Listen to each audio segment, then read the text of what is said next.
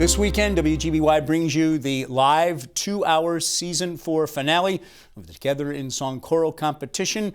And we are so excited to have with us the man of the 2 hours. He will be hosting the event again for us, and we're so pleased. Kevin Rhodes, Maestro Kevin Rhodes of the Springfield Symphony Orchestra. How do you feel as you're going into it?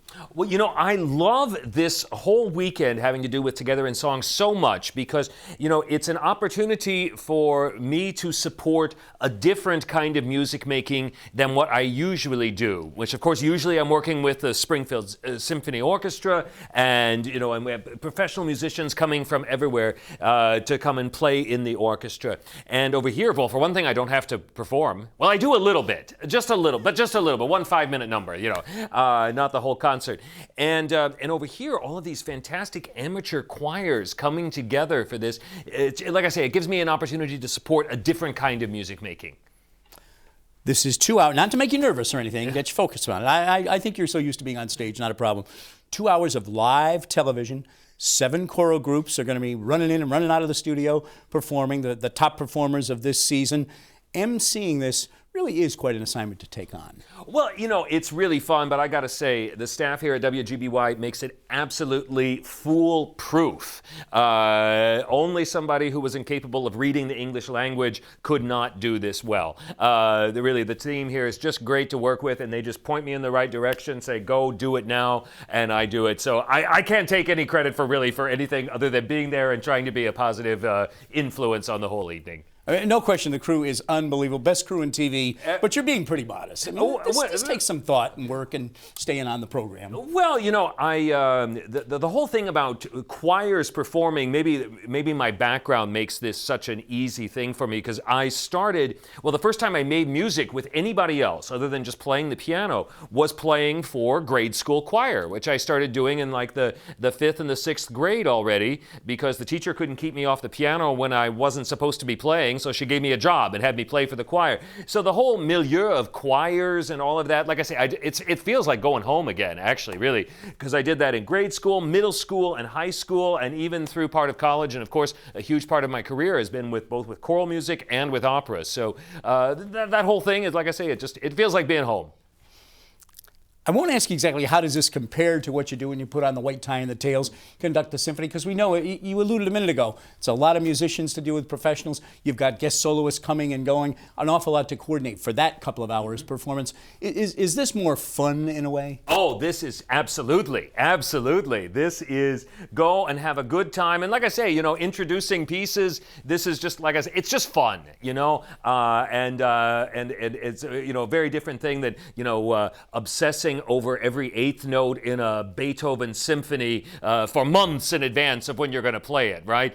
So it's a totally different thing, and like I say, I just love the fact that it gives me a way to support all of the fantastic amateur ensembles in the entire New England region. Let's talk about that a little bit because we've got 7 groups that are going to perform in this 2-hour program. They're competing. There's going to be voting going on to choose the ultimate winner, and we'll talk about that in a minute. 5 of these groups chosen as best in their respective categories by the judges. 2 brought in as voter favorites, picked by viewers.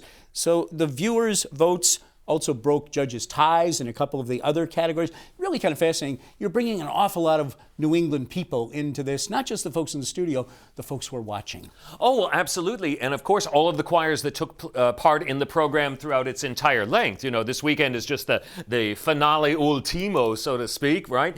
So there have been all of these different groups that have been involved and all of the viewers. And so it really is even so much more than just the people that will be there that night actually performing. And, you know, when we first talked about this idea, when Russ, the station director, he initially asked me to be a judge, which seemed like a natural fit. And I said, hey, you know, I don't really want to judge any of these groups. I don't want a part of that. I just want to support everybody. And so he found this role for me to do, and I love doing it, love supporting everybody. And I think all of the choral groups that have become associated with it over the years, I know from, I hear from them from time to time when I meet them out in the greater community. And I know this is something now that's grown into a thing that they all look forward to. What are we going to sing? What are we going to perform? How can we make it better this year? So it really reaches so many people in so many different ways. It's really just a fantastic thing you guys are doing here. there will be, and again, you alluded to this a minute ago, saying that there's only 5 minutes when I really work. Not quite right, but there's going to be a group performance, including members representing all 39 choral groups that participated, some of their members, including ones that are in the final competition. I believe you're conducting that as they all sing together. That's got to be especially challenging and interesting. Well, that is, and the piece we do was actually first performed last season.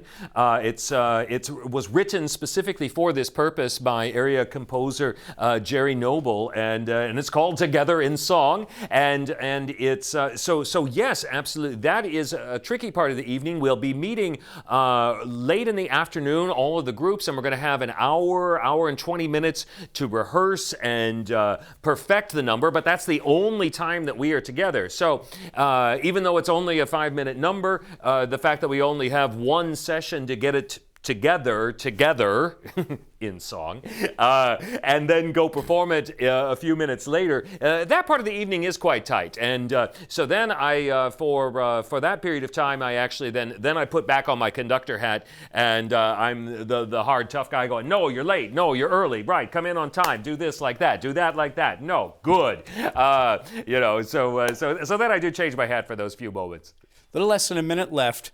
Judges' scores and viewers' votes will literally be coming in during the live broadcast as those 7 groups to determine the ultimate winner Sunday night. That's got to be wild. Anything can happen. You aren't going to know the winner until the last minute, 30 seconds. Oh, absolutely. Until the card is put into my hand, I have no idea what's going on. And like I say, it's just so much fun for me to take part in, as opposed to my usual work, which is all about putting something carefully together and presenting it. And this is like, what's going to happen next? It truly is, just anything can happen, and it's going to happen. But the main thing is we're going to have a great time supporting all of these great amateur groups throughout the entire region on Sunday evening. Well, Kevin Rhodes, Maestro, musical director, conductor of the Springfield Symphony Orchestra, thanks for coming back again this year. My pleasure. Have a great time, best of luck on Sunday night. Thank you so much.